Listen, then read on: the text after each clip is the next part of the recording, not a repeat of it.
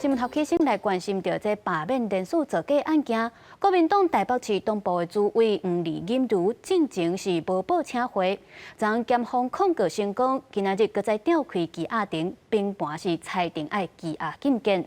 另外，既然的国民党部嘛传出有罢免连署造假案件，主任李志辉也有党部的2位干部陈建峰、余林杰嘛拢去互裁定爱受押禁见。主委有信心吗？主委今天有信心吗？今天有信心吗？面对提问无回应，国民党台北市党部主委黄丽锦如看起来真忝，伫边的人呼查之下，行入去法院。北检侦办不实连署案，黄丽锦如17号约谈了后，声押禁见。台北地院裁定无报请回，检方不服提起控告。高院24撤销北院原裁定，发挥公裁。北院25透早10点展开黄丽锦如的声押庭。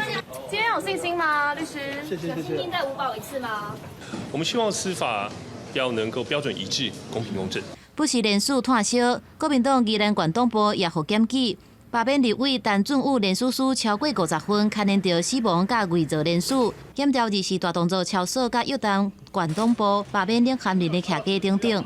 慧玲有没有觉得很冤枉？头顶白色的帽仔，穿白衫的就是罢免民进党的立委陈俊武，领含人李慧玲。穿紫色的查甫是副领含人关天德，因为牵连到违反个资法、佮伪造公文书等罪嫌，24暗时互检方约谈到案。李慧玲信后以20万交保，副领含人关天德15万交保。不过其中卢凌杰、陈建峰、李志辉等3名党工是互检方声押禁见。宜兰地院25裁定卢凌杰、陈建峰甲李志辉3个人声押核准。已经正式进入司法程序的话，那现在就已经在调查，我们会尊重司法，让那个整个程序走完之后，我相信就能够水落石出了。